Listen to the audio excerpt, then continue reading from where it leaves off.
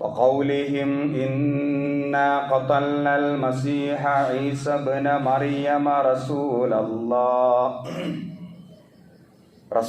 الله وما قتلوه وما صلبوه ولكن شبه لهم وإن الذين اختلفوا فيه لفي شك منه ما لهم به من علم إلا اتباع الظن وما قتلوه يقينا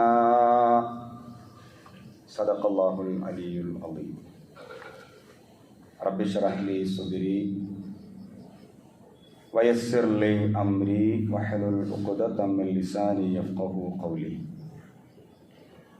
إن أريد إلا الإصلاح ما استطعت وما توفيقي إلا بالله عليه توكلت وإليه أنيب.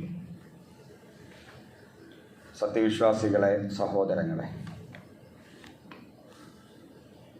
അള്ളാഹുവിൻ്റെ കൽപ്പനകൾ പാലിച്ച് മുത്തഖീങ്ങളായി, യഥാർത്ഥ മുഅ്മിനീങ്ങളായി ജീവിതത്തെ ചിട്ടപ്പെടുത്തിയെടുക്കണമെന്ന്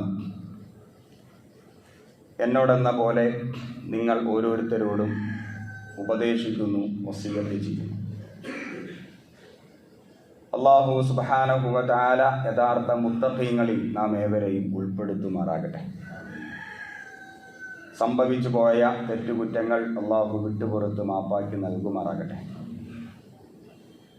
അല്ലാഹുവിൻ്റെ ജന്നാത്തുൽ ഫിർദൗസിലും ഇതുപോലെ ഒരുമിച്ച് കൂട്ടി അനുഗ്രഹിക്കുമാറാകട്ടെ.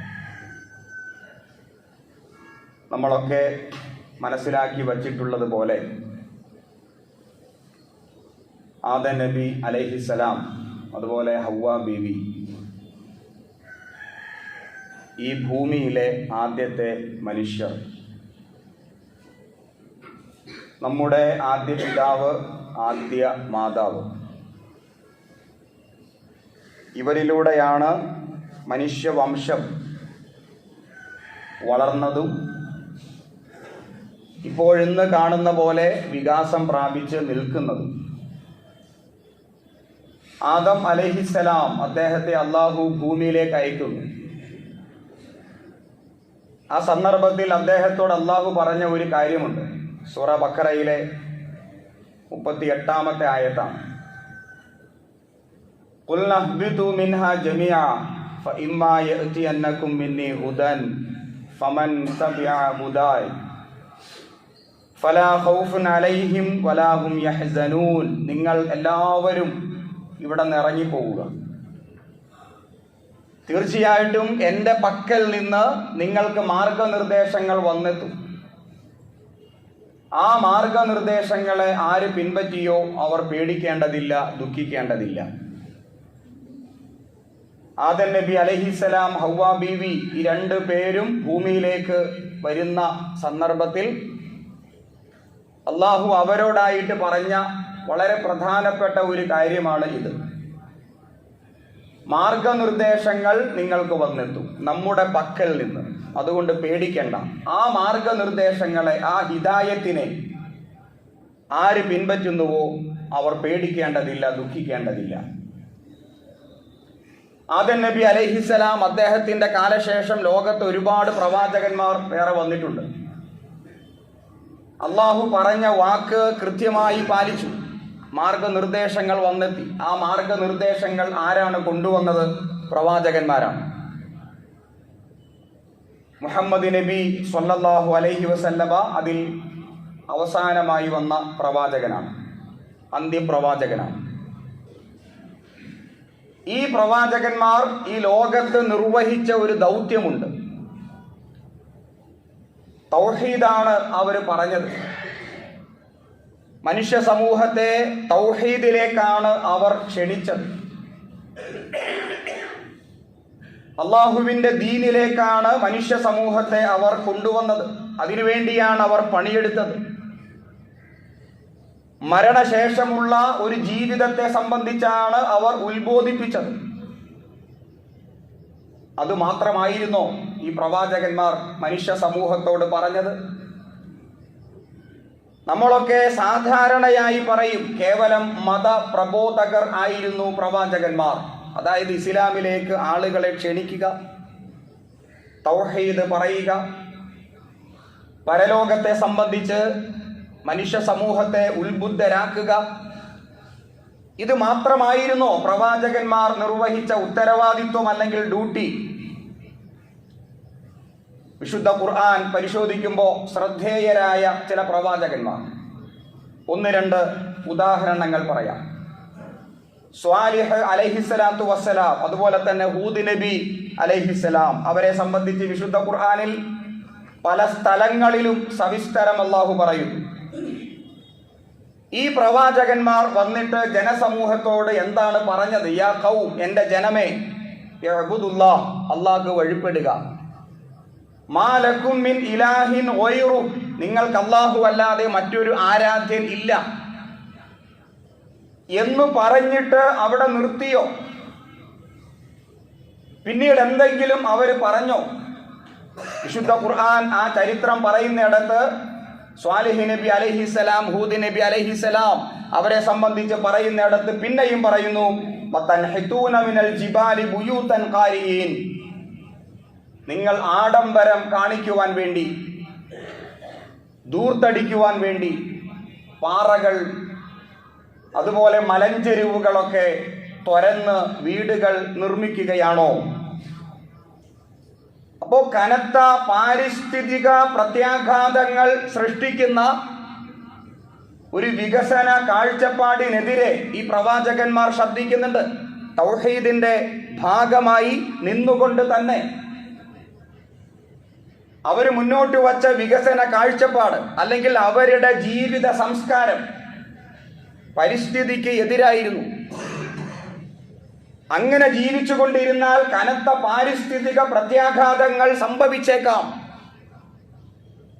അപ്പൊ ഏകനായ റബ്ബിലേക്ക് വിളിക്കുന്നതോടൊപ്പം പരിസ്ഥിതിയെ സംബന്ധിച്ച് സംസാരിക്കുന്ന പ്രവാചകന്മാരെ വിശുദ്ധ ഖുർആൻ പരിചയപ്പെടുത്തുന്നു. ഇനി അവിടെ നിങ്ങോട്ട് വന്നാൽ ശുഐബ് അലൈഹിസ്സലാം, ആ പ്രവാചകനെ സംബന്ധിച്ചും അല്ലാഹു സുബ്ഹാനഹു വ തആല വിശുദ്ധ ഖുർആനിൽ പറയുന്നു, വഇലാ സമൂദ അഖാഹും ശുഐബ, സമൂദ് എന്ന് പറയുന്ന ഒരു ഗോത്രത്തിലേക്ക് അവരുടെ സഹോദരൻ ശുഐബ് അലൈഹിസ്സലാം എന്ന പ്രവാചകനെ നാം അയച്ചു. ഖാല യാ ഖൗം ഇഅ്ബുദുല്ലാഹ്, എൻ്റെ ജനമേ, നിങ്ങൾ അല്ലാഹുക്ക് വഴിപ്പെടുക. മാലക്കും മിൻ ഇലാഹിൻ ഗൈറു, നിങ്ങൾക്ക് മറ്റൊരു ആരാധ്യൻ ഇല്ല.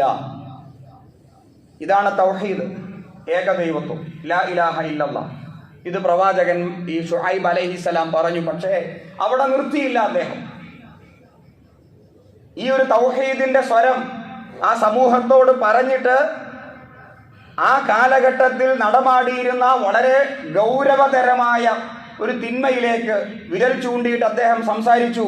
ഫൗഫുൽ കൈല വൽ മീസാൻ, അളവിലും തൂക്കത്തിലും കൃത്രിമം കാണിക്കരുത്. സാമ്പത്തികമായ അച്ചടക്കമില്ലായ്മ, കുത്തഴിഞ്ഞ വികസന അല്ലെങ്കിൽ കുത്തഴിഞ്ഞ സാമ്പത്തിക ജീവിതം അല്ലെങ്കിൽ ചൂഷണം,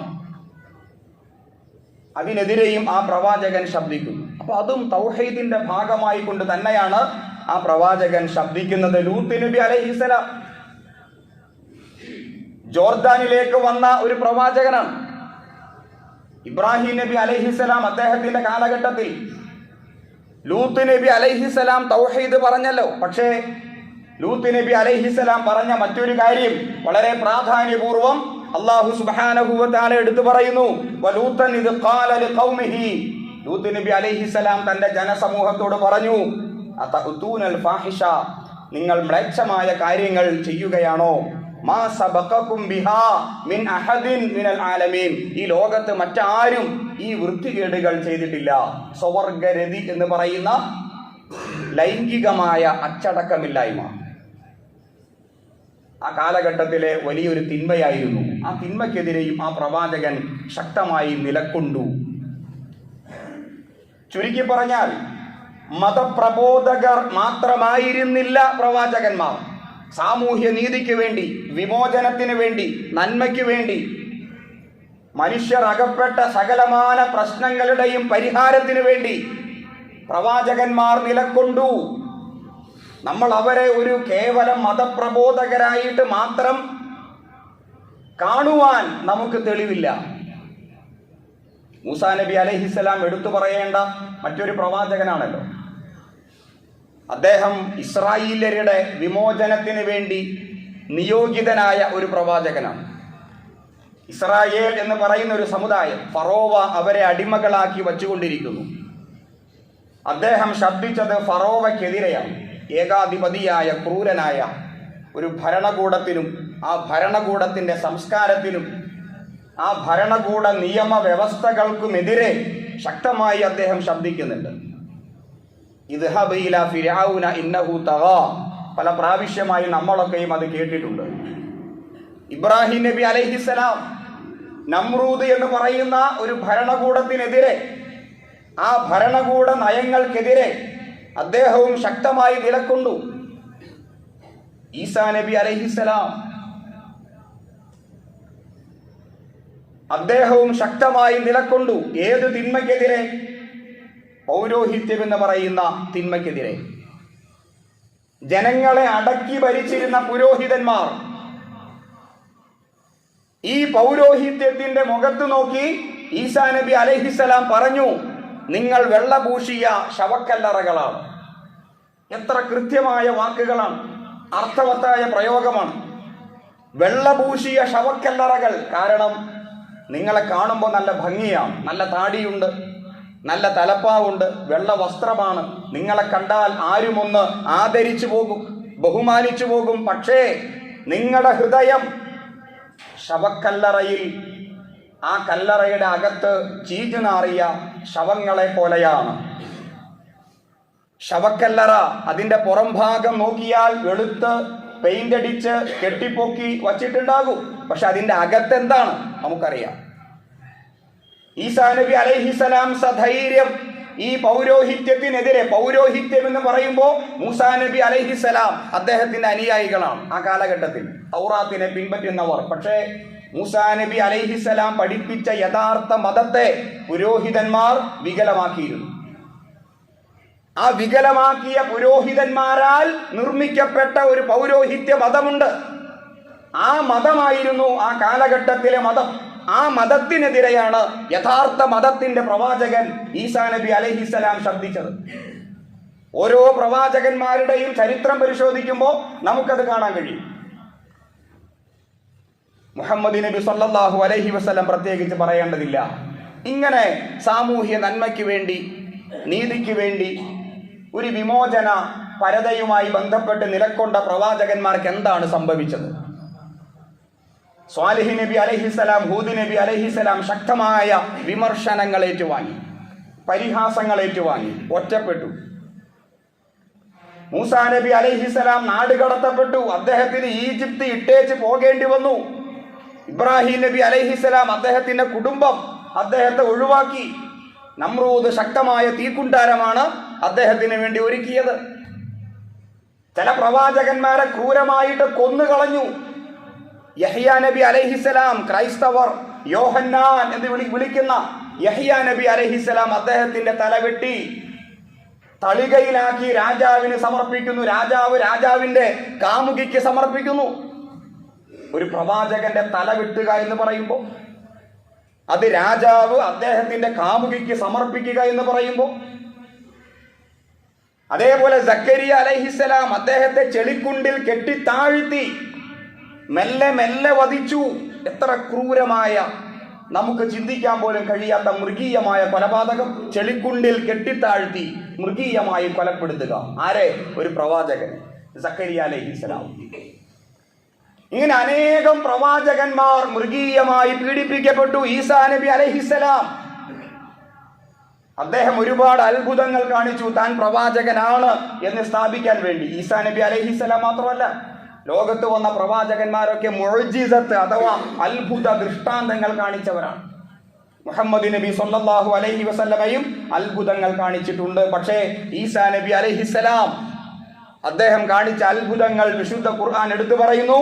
സൂറത്ത് ആലു ഇമ്രാൻ 49-ാമത്തെ ആയത്തിൽ, വറസൂലൻ ഇലാ ബനി ഇസ്രായീല ഇന്നി ഖദ് ജിഇതുകും ബിആയത്തിൻ മിർ റബ്ബികും അന്നി അഖ്ലുഖു ലക്കും മിനത് തീനി കഹൈഅത്തി ത്വയ്ർ.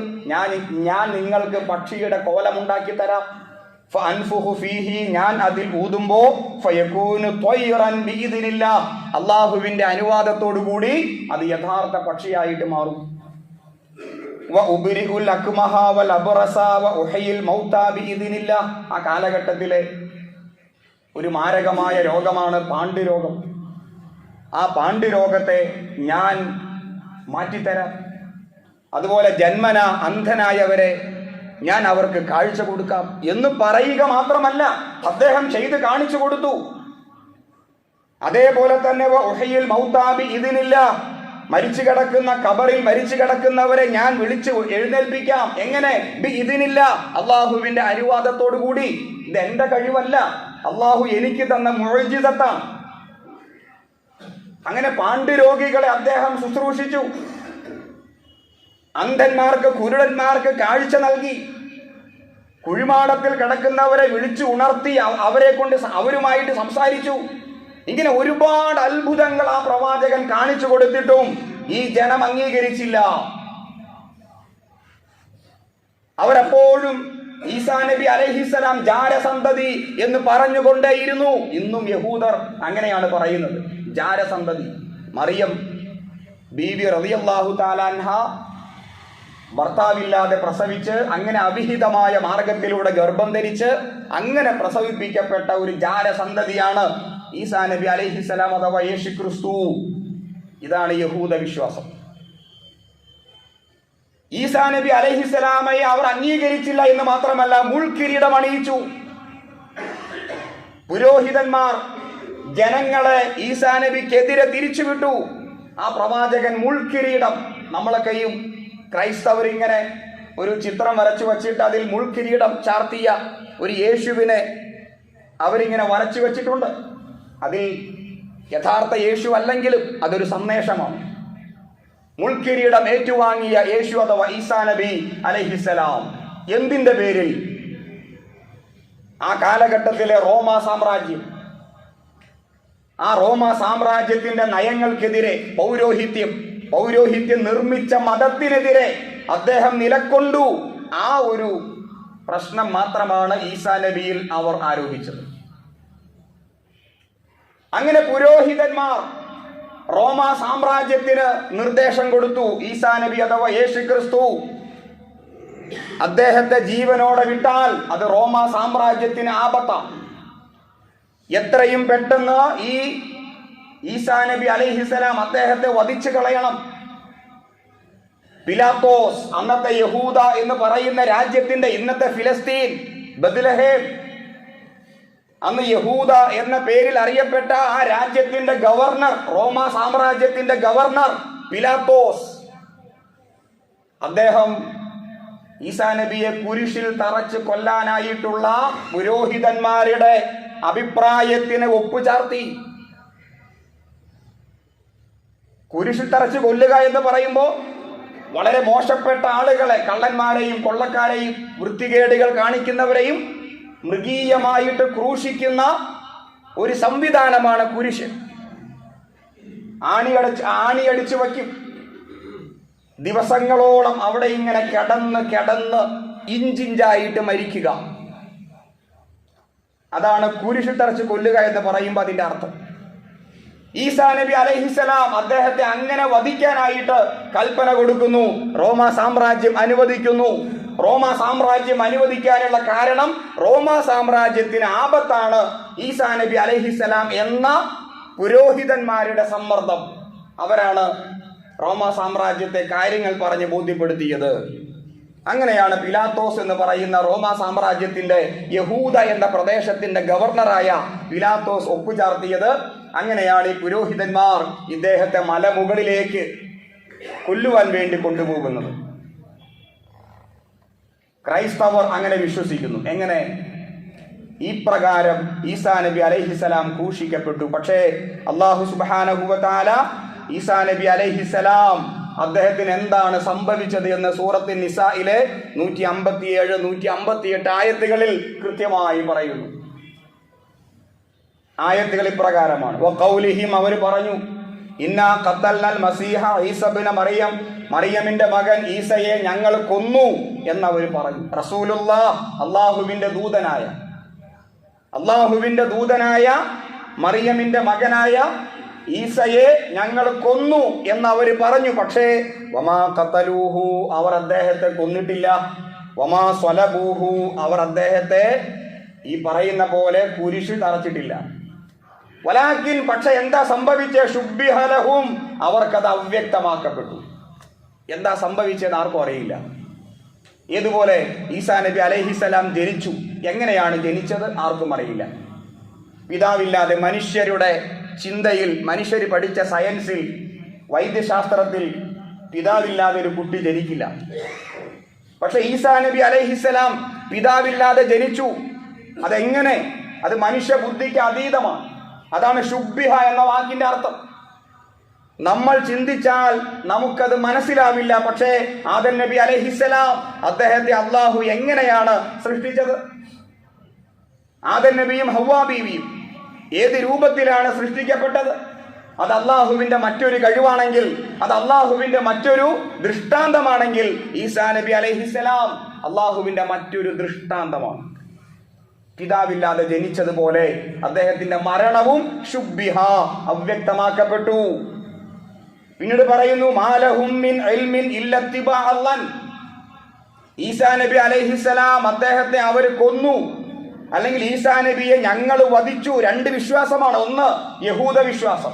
യഹൂദ വിശ്വാസം എന്താണ്? ഞങ്ങൾ യേശു ക്രിസ്തുവിനെ കൊന്നു, അതും മൃഗീയമായിട്ട് കൊന്നു. ഇതാണ് യഹൂദ വിശ്വാസം. എന്താണ് ക്രൈസ്തവ വിശ്വാസം? യഹൂദരെ കൊന്നു, ശരിയാണ്. ഇതാണ് ക്രൈസ്തവ വിശ്വാസം. ഈ രണ്ട് കൂട്ടരും വിശ്വസിക്കുന്നത് ശരിയല്ല. അതാണ് അടുത്ത പോയിന്റ്. അവർക്ക് നൽകപ്പെട്ട അറിവ്, അതായത് മാലഹും ബിഹി മിൻ ഇൽമിൻ, അവർക്കതിൽ അറിവില്ല. ഇല്ലത്തിബാഅൻ, അവർ ഊഹത്തെ പിൻപറ്റുന്നു. വമാ ഖതലൂഹു യഖീനാ, തീർച്ചയായിട്ടും ഉറപ്പായിട്ടും അദ്ദേഹത്തെ അവർ കൊന്നിട്ടില്ല. ഇതാരെ പറയുന്നത്? പടച്ചോൻ പറയാണ്. ഉറപ്പായിട്ടും, യഖീനാ, സത്യമായിട്ടും, ഉറപ്പായിട്ടും ഈസാ നബി അലൈഹിസ്സലാമയെ അവർ കൊന്നിട്ടില്ല. ബൽ, പക്ഷേ റഫഅഹുല്ലാഹു ഇലൈഹി, അള്ളാഹു അദ്ദേഹത്തെ അവങ്കലേക്ക് ഉയർത്തി. റഫഅ, ഉയർത്തി. വകാന അല്ലാഹു അസീസൻ ഹകീമ, തീർച്ചയായും അള്ളാഹുവിന് അതിന് കഴിവുണ്ട്. അള്ളാഹുവിന് ആ ഒരു കഴിവുണ്ട് എന്ന് നമ്മൾ വിശ്വസിച്ചാലേ നമ്മുടെ ഈമാൻ പൂർത്തിയാകൂ. കാരണം ഇന്നല്ലാഹ ഖദീർ, അള്ളാഹ് കഴിവുള്ളവനാണ്, അള്ളാഹ് ഖാദിറാണ്. അത് അള്ളാഹുവിന്റെ കഴിവാണ്, അത് അള്ളാഹുവിന്റെ ദൃഷ്ടാന്തമാണ്. അപ്പൊ ഈസാ നബി അലൈഹിസ്സലാം അദ്ദേഹത്തിന് എന്താ സംഭവിച്ചത് എന്ന് വളരെ കൃത്യമായി വിശുദ്ധ ഖുർആനിലൂടെ പടച്ചവൻ പറയുന്നു. അപ്പൊ ഇതുപോലെ പ്രവാചകന്മാർ ഇങ്ങനെ ക്രൂശിക്കപ്പെട്ടു. പ്രവാചകന്മാരുമായി ബന്ധപ്പെട്ട് ഒരുപാട് ചരിത്രം വിശുദ്ധ ഖുർആനിലൂടെ നമുക്ക് ഗ്രഹിക്കാൻ കഴിയും. ചുരുക്കി പറഞ്ഞാൽ ലോകത്ത് രണ്ട് തരം മതങ്ങളുണ്ട്. ഒന്ന് പ്രവാചകന്മാർ പഠിപ്പിച്ച ഒരു മതമാണ്, മറ്റൊന്ന് പുരോഹിതന്മാരായിട്ട് നിർമ്മിച്ചെടുത്ത മറ്റൊരു മതമാണ്. രണ്ടും വ്യത്യസ്ത മതങ്ങളാണ്. ഈസാ നബി അലൈഹിസ്സലാം അദ്ദേഹത്തിന്റെ കാലശേഷം ഈസാ നബിയിലേക്ക് ചേർത്ത് ഒരു മതമുണ്ടായല്ലോ. മൂസാ നബി അലൈഹിസ്സലാം അദ്ദേഹത്തിന്റെ കാലശേഷം മൂസാ നബിയിലേക്ക് ചേർത്ത് ഒരു മതമുണ്ടായല്ലോ. അങ്ങനെ ഓരോ പ്രവാചകന്മാര് നമ്മെ വിട്ട് പിരിഞ്ഞപ്പോ അദ്ദേഹത്തിലേക്ക് ചേർത്ത് പുതിയ പുതിയ മതങ്ങൾ ഉണ്ടായി. ആ മതങ്ങളുമായിട്ട് പ്രവാചകന്മാർക്ക് യാതൊരു ബന്ധവുമില്ല. പ്രവാചകന്മാര് പഠിപ്പിച്ച മതം അത് വിശുദ്ധ ഖുർആൻ കൃത്യമായി അടയാളപ്പെടുത്തുന്നു. ആ മതത്തിൽ വിമോചനമുണ്ട്, ആ മതം നീതിക്ക് വേണ്ടിയുള്ള ശബ്ദമാണ്, ആ മതത്തിൽ തൗഹീദുണ്ട്, ആ മതത്തിൽ ആത്മീയതയുണ്ട്, ആ മതത്തിൽ രാഷ്ട്രീയമുണ്ട്, ആ മതത്തിൽ സാമൂഹ്യമായ ഇടപെടലുകളുണ്ട്, ആ മതത്തിൽ പരിസ്ഥിതിയുണ്ട്, ആ മതത്തിൽ കുടുംബമുണ്ട്, ആ മതത്തിൽ അതിൻ്റെ സമഗ്രത ആ പ്രവാചകന്മാരുമായി ബന്ധപ്പെട്ട് വായിക്കുമ്പോൾ നമുക്ക് വ്യക്തമാകും. അങ്ങനെ വിമോചനപരതയുള്ള നീതിയിൽ അധിഷ്ഠിതമായ ഒരു മതത്തെയാണ് പ്രവാചകന്മാർ മുന്നോട്ട് വച്ചത്. എന്നാൽ മറ്റൊരു മതമുണ്ട്. ആ മതം പള്ളിയുടെ അകത്ത് മാത്രമാണ്, അമ്പലങ്ങളിൽ മാത്രമുള്ള ഒരു മതം. തങ്ങളുടെ ആത്മീയമായ ദാഹത്തെ, ആത്മീയമായ ആവശ്യത്തെ പൂർത്തീകരിക്കാൻ വേണ്ടി മാത്രമുള്ള ചില ദേവാലയങ്ങൾ, അവിടെ മാത്രമേ ആ മതമുള്ളൂ. അത് സുഖലോലുപതയുടെ മതമാണ്, സാമൂഹികമായ ഉള്ളടക്കമില്ലാത്ത ഒരു മതമാണ്. സമൂഹവുമായി ബന്ധപ്പെട്ട് യാതൊരു കാഴ്ചപ്പാടും അവർക്കില്ല. അത് ആത്മീയതയിൽ ഊന്നി നിൽക്കുന്ന കേവലം ഒരു ആത്മീയത, അതിനപ്പുറത്തേക്ക് അവർക്ക് മറ്റൊരു അജണ്ടയില്ല. അങ്ങനെയുള്ള ഒരു മതമുണ്ട്. ഈസാ നബി അലൈഹിസ്സലാം, മൂസാ നബി അലൈഹിസ്സലാം, അങ്ങനെ തുടങ്ങി പ്രവാചകന്മാർ, അവസാനം അന്ത്യപ്രവാചകൻ മുഹമ്മദ് നബി സ്വല്ലല്ലാഹു അലൈഹി വസല്ലം, അവരൊക്കെയും ക്രൂരമായി വിമർശിക്കപ്പെട്ടതും ആക്ഷേപിക്കപ്പെട്ടതും അവർക്ക് നാട് വിട്ട് പോകേണ്ടി വന്നതും ഈ സാമൂഹ്യ ഉള്ളടക്കമുള്ള ഒരു മതത്തെ, ഒരു ആത്മീയതയെ അവർ പ്രബോധനം ചെയ്തതിൻ്റെ പേരിലാണ്. അതുകൊണ്ട് പ്രിയ സഹോദരങ്ങളെ, സത്യവിശ്വാസികളെ, ഈ കാലഘട്ടത്തിൽ ഈ സമഗ്രമായ മതത്തെ, പ്രവാചകന്മാർ പഠിപ്പിച്ച മതത്തെ നമ്മൾ നമ്മുടെ ജീവിതത്തിൽ പകർത്തുകയും ഈ സമൂഹത്തിൽ അതിൻ്റെ ആ ഒരു പ്രബോധന ദൗത്യം നിർവഹിക്കുകയുമാണ് നമ്മളൊക്കെയും ചെയ്യേണ്ടത്. പൗരോഹിത്യ മതമല്ല യഥാർത്ഥ മതം, പ്രവാചകന്മാർ പഠിപ്പിച്ച മതമാണ് എന്ന തിരിച്ചറിവിലേക്ക് നമുക്ക് എത്താൻ സാധിക്കട്ടെ. അല്ലാഹു സുബ്ഹാനഹു വ തആല യഥാർത്ഥ അറിവ് ലഭിക്കാനുള്ള സൗഭാഗ്യം നമുക്ക് ഏവർക്കും പ്രദാനം ചെയ്യുമാറാകട്ടെ. വ ആഖിറു ദഅവതി അനിൽ ഹംദുലില്ലാഹി റബ്ബിൽ ആലമീൻ.